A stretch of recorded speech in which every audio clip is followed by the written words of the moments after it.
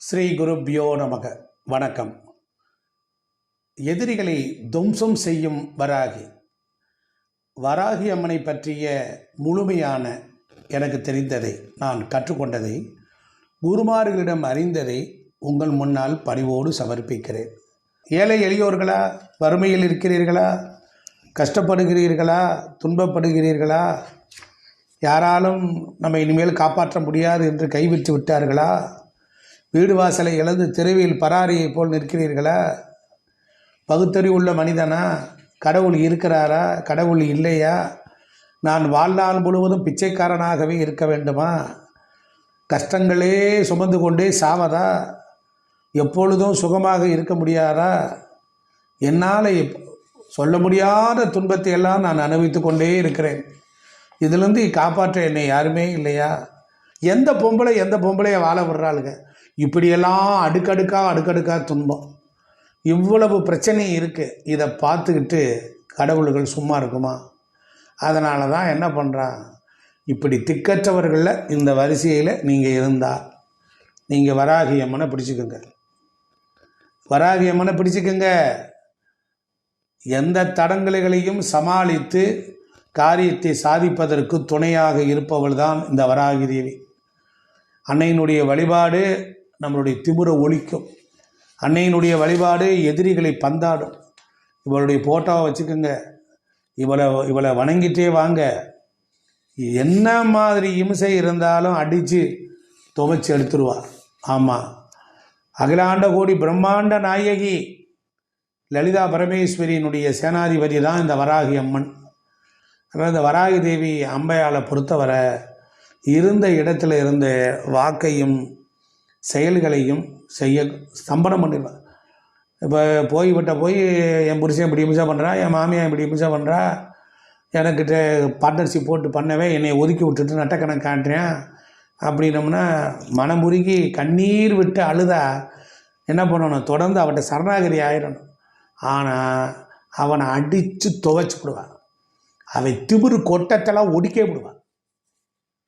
வராகியம்மா இப்படி பண்ணுறானேம்மான்னு மாத்திரம் சொன்னால் போதும், அப்படியே சிலிர்த்து கிளம்பி மிதிச்சிருவா. இதெல்லாம் கண்கூட நடக்குது.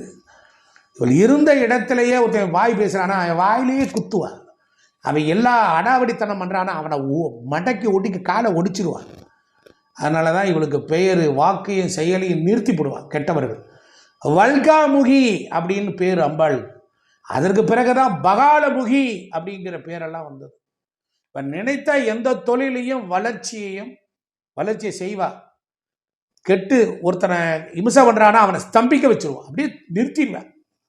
அதனால் வராகி தேவியினுடைய தயவு இருந்தால் எதிரிகள் தொலைந்தே போயிடுவேன்.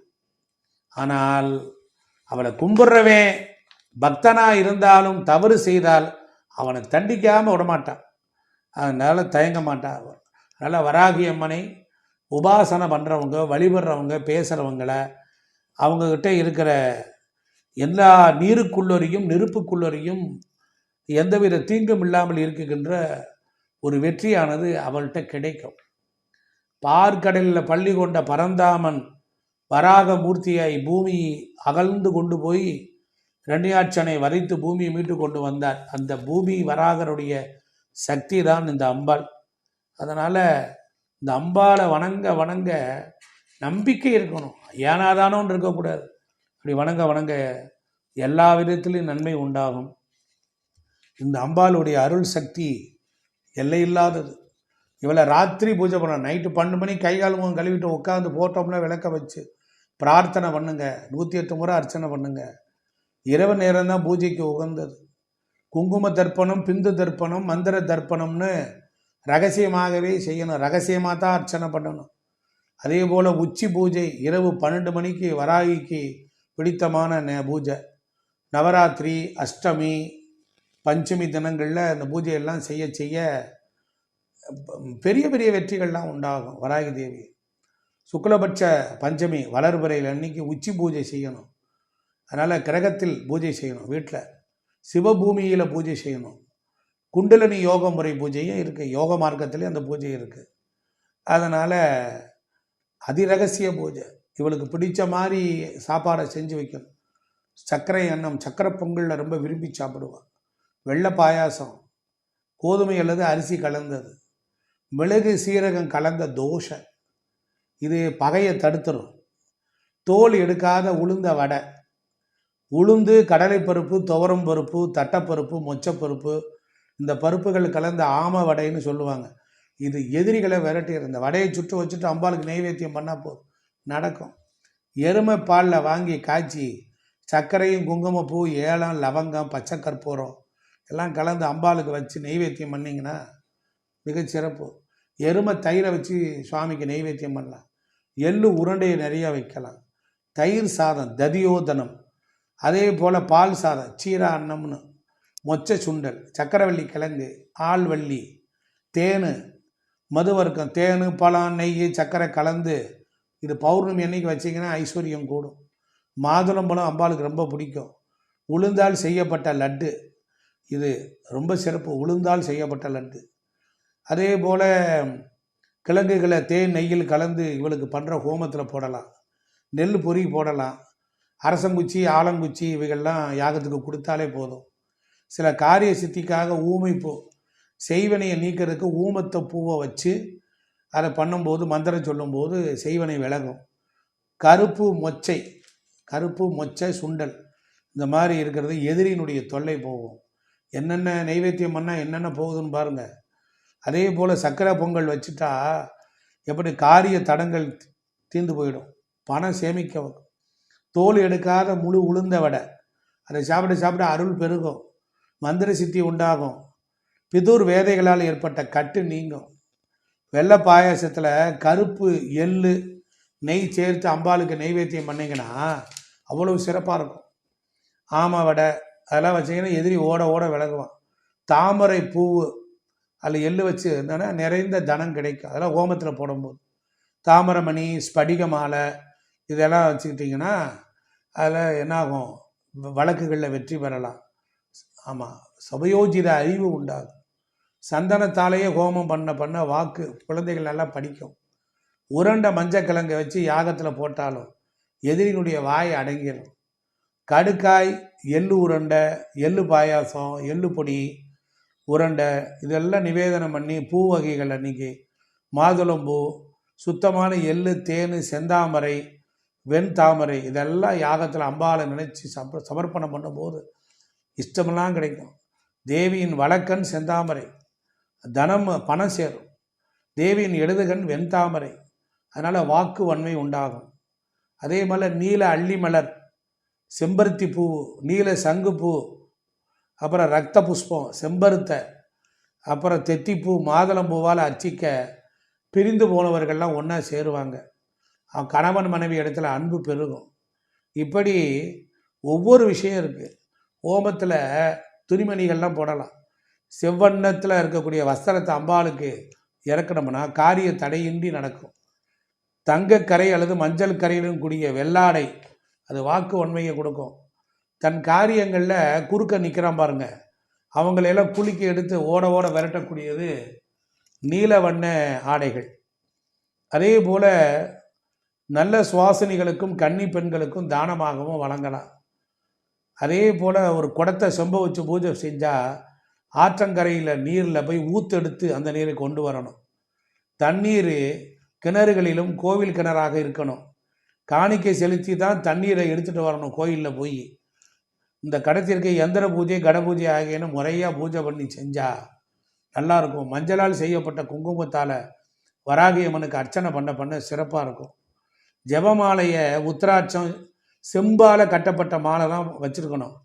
இரத்த சந்தன மாலை, கருங்காலி மாலை, 33 ஆண்டுகள் கடந்த துளசி மடத்தில் செய்யப்பட்ட மாலை, செந்தாமர கொட்டை மாலை, பவள மாலை, இது 2 வகையாக பிரிக்கப்படுது. காரிய மாலை, மூல மாலைன்னு. அப்படிப்பட்ட நிலையில் இப்படி எல்லாத்திலும் காரியத்திற்காக செய்யக்கூடியது. இப்படி எல்லாம் செய்யணும். ஆசனம் அத்திமர பலகை, புலித்தோல், அதுக்கு எங்கே போகிறதுங்கிறீங்களா, சிம்பத்தோல், தர்பாசனம், கம்பளி ஆசனம், இப்படிப்பட்ட நிலைகளை எல்லாத்தையும் வைத்து அம்பாலை வணங்கணும். நிறைய வேர்களை வச்சு பூஜை பண்ணி பாக்கெட்டில் வச்சுக்கிட்டா தாயத்தில் அடைச்சிக்கலாம்.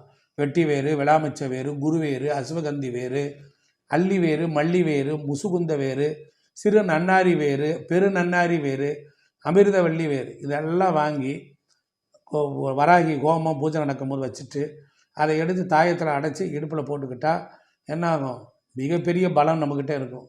அதே போல் பூமியில் இருக்கக்கூடிய கிழங்குகள், தாமரைக்கிழங்கு, அள்ளிக்கிழங்கு, தண்ணீர் விட்டான் கிழங்கு, மாகாளி கிழங்கு, பனங்கிழங்கு, இந்த கிழங்கை வராகிட்டு வச்சு பூஜை பண்ணி பூஜை அறையில் வச்சுக்கணும். எங்கேயாவது போகும்போது அதை ஒரு நல்ல துணியில் தீட்டுப்படாமல் கொண்டு போனால் போகிற காரியம் ஜெயமாகும்.